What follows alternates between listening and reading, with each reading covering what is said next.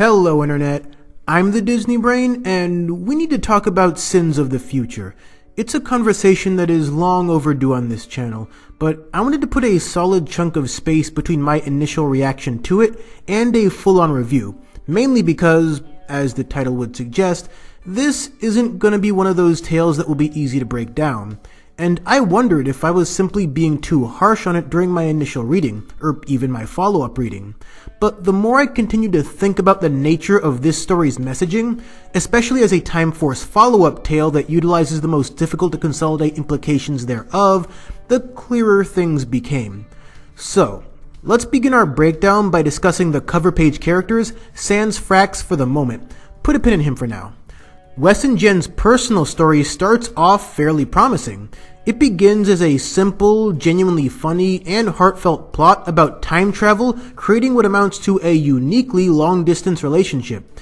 That as its own conflict would have made for a compelling story, especially if the new Black Ranger created specifically for this graphic novel was more tied into their willingness to break regulations.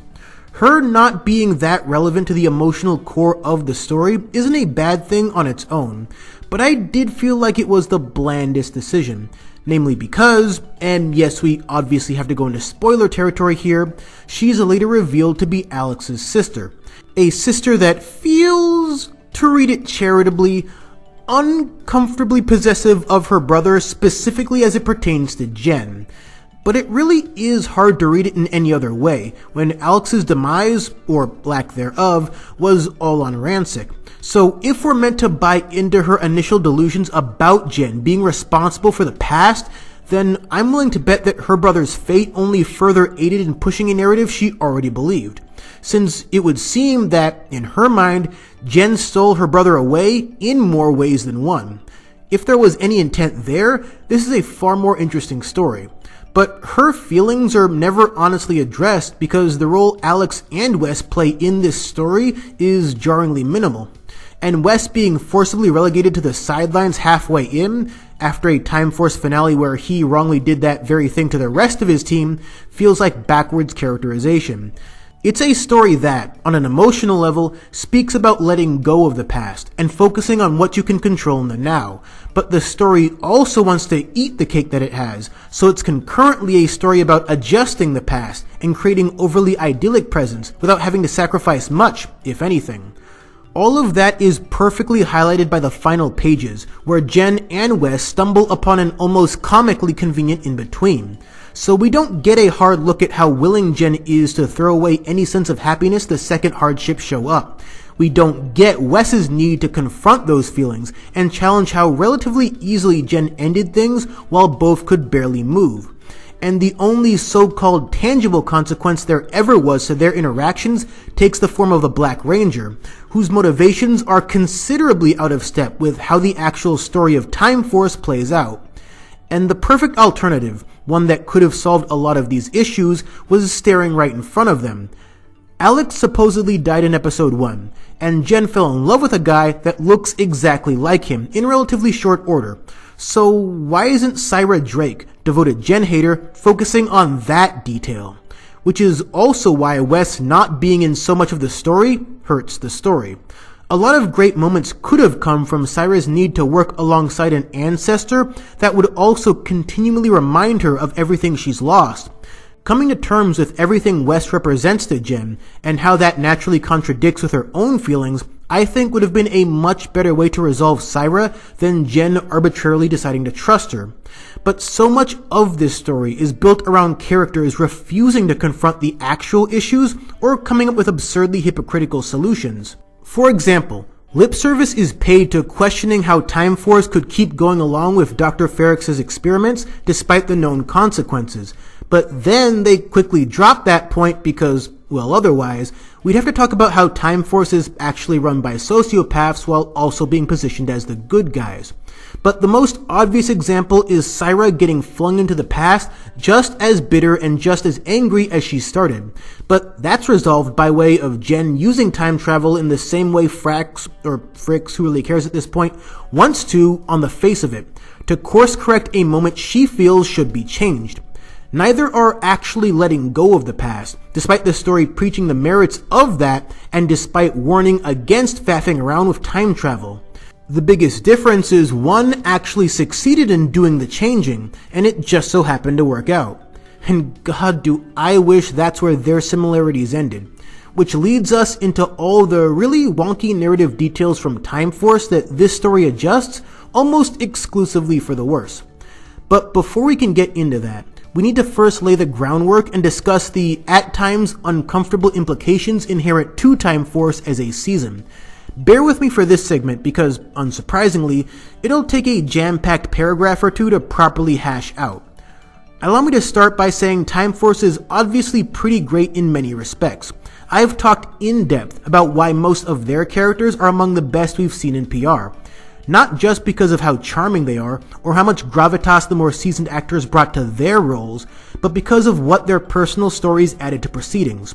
Weston and Jen in particular are pretty rightfully regarded as among the best PR characters ever, and I would go to bat for Trip any day of the week. But where Time Force runs into complications it likely didn't even know it was running into is with the other side of the conflict. And it's probably the first and clearest example of the major antagonist paradigm shift in space started in earnest, not quite working. The thing about villains in early PR is that there is usually a very black and white understanding of the conflict at hand. The Rangers themselves are more akin to soldiers than anything else, where killing their enemies is usually just the thing to do. And then they crack jokes at the juice bar after the fact because the show absolutely does not want to focus on the moral quandaries you'd create otherwise. There's nothing inherently wrong with that on the face of it, especially as a lighthearted kids show. But that's also because there's this understanding that both the main villains and the monsters of the week tend to be creatures of notable galactic status and privilege, only meant to create havoc and disharmony because, well, they're evil and or they're spoiled rotten. Even the lesser beings, for lack of a better term, under this umbrella are rarely, if ever, implied to be there because of the actions of the protagonists themselves, save Zordon, but that's a whole other conversation. The point is, enemies like Zed and King Mondo are largely invaders backed up by a system of power, be it interplanetary or otherwise, that the Rangers have to respond to. So now, fast forward to the year 2001/3000, where the attempts to age up PR in the wake of In Space's roaring success continues onwards. But now, your antagonists aren't off-world assailants looking to do Rita a favor or serve the machine empire for the sake of enhancing their own status. Rather, mutants are, in no uncertain terms, the underclass of future human civilization. Mutants are presented as the other, as almost humans that people like Alex, Jen, and even resident alien Trip are firmly above in the social pecking order of Millennium City.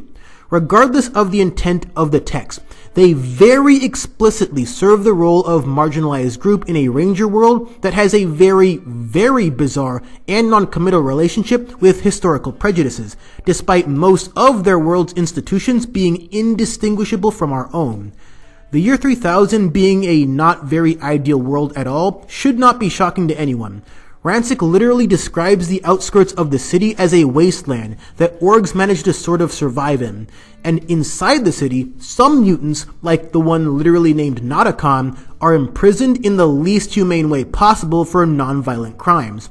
It's a eugenics-driven society that feels like a natural extension of all of SPD's most questionable traits. Except instead of primarily aliens being major suspects in crimes, it's whoever wasn't born genetically perfect. And now we're cool with aliens, maybe.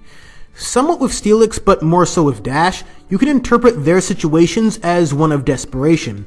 Dash even genuinely regrets the decisions he made. But the year 3000 doesn't believe in rehabilitation as a standard. Otherwise, he might have arrived at the resolution he did a lot sooner. And it wasn't until Hyperforce bravely tried to wade through those waters that lip service was paid to at least trying to course correct that very not good detail. All of this to say that aside from a couple notable high points, the paradigm shift that works so well with Astronema did not work as well here, and likely contributed to the frustrations in the writer's room. A room in part featuring Judd Lin, who was not at all a fan of the direction this season or this franchise was headed in. And maybe part of that was because for all the show talks about the cycle of hatred, the show also rarely includes Time Force itself as participants in the continued facilitation of that cycle, knowingly or otherwise. For as dense as this section is, we need to understand the foundation of Time Force's ideas before we can dig into how Sins of the Future plays with them. And by plays, I mean completely demolishes for absolutely no reason. The biggest detail the story insists on to that end is that Venomark made Rancic a mutant. In fact, Venomark is established as this patient zero for all mutations. This is obviously flagrantly wrong on several levels, but I also don't want to come off like I'm critiquing this just for being different. I'm critiquing it because it's a not very well thought out idea. It makes the mutants seem like even larger victims of Time Force, who now do horrifying experiments forcing us to view their entire organization in a considerably less favorable light. They were just a part of the problem before, but now we're expected to be okay with them being the source? And it inexplicably further dehumanizes mutants by creating the most distasteful suggestion ever conceived in Power Rangers. They can be cured. Now, I'm obviously not a big fan of this graphic novel, but that line is one I absolutely hate. I don't like that the story makes Venomark a bigger deal just to create the wildly dubious implication that all mutants are just sick and need unflawed genes to fit into society. I don't like the idea that the story tries to both discuss and skirt around the issues of Time Force, and in doing so, never actually commits to either. But what I hate is that Jen's solution for dealing with the mutants, our protagonist, you'll recall, is essentially to cure them out of existence. A solution that does not feel as far removed from Frick's idea of genocide as it should.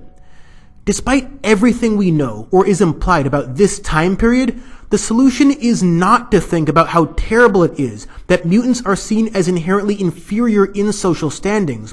The solution is to fix them, to erase them, to continue to claim that only humans that look a certain way can ever truly be accepted or trusted, in spite of Nadira literally standing right next to you, a full-blooded mutant who learned empathy and broke the cycle. Because, funny thing, the actual cure was her educating herself about how all of this happened, and Trip being understanding enough to offer her what most mutants don't truly get, a real chance.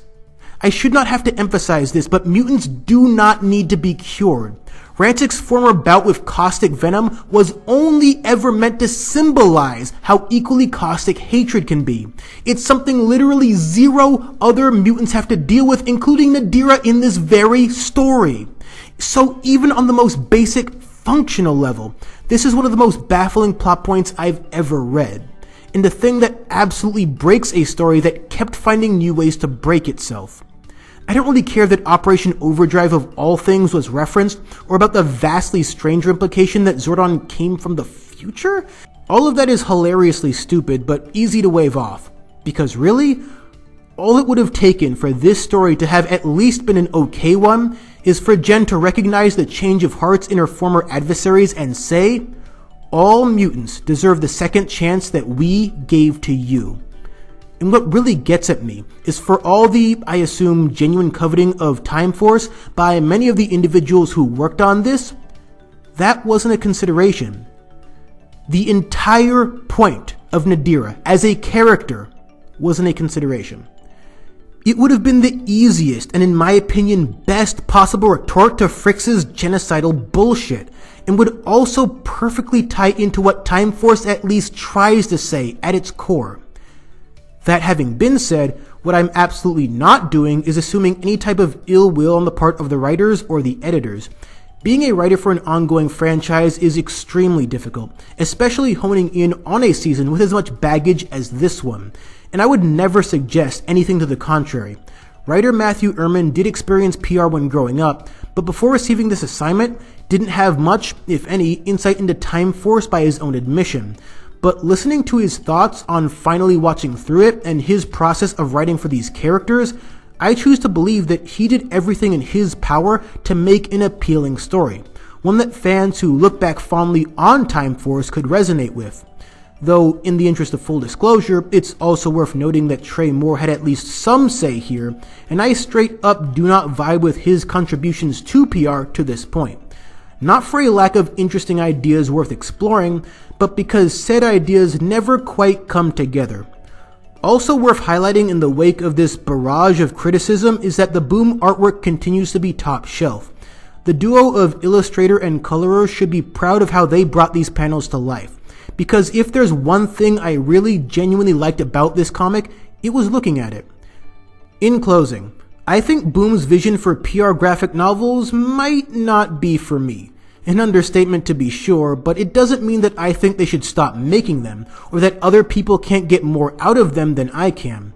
I think there's still a lot of good that can come out of building off old Ranger stories, but using a season like Time Force as a foundation comes with a myriad of details that, if not carefully considered, can leave your story in a much messier place than it started.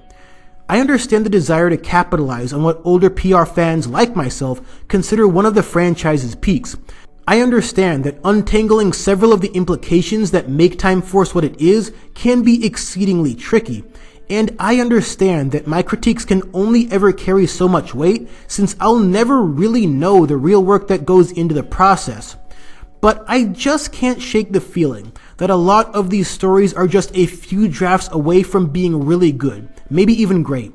And as one of the older PR fans a lot of these comics are being aimed at, it'd be nice to engage with a story that isn't just an intriguing idea, laced with countless caveats about the execution.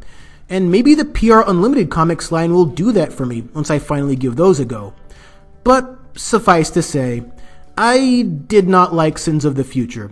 I did not think it was very good. And whether you share that sentiment or disagree with it, which you can freely discuss down below of course, I hope all of you can at least understand where I'm coming from. And hopefully, the next time we talk comics, it'll be something a little more fun. Unless of course you enjoy me being overly critical and disappointed. But until then, thanks for watching.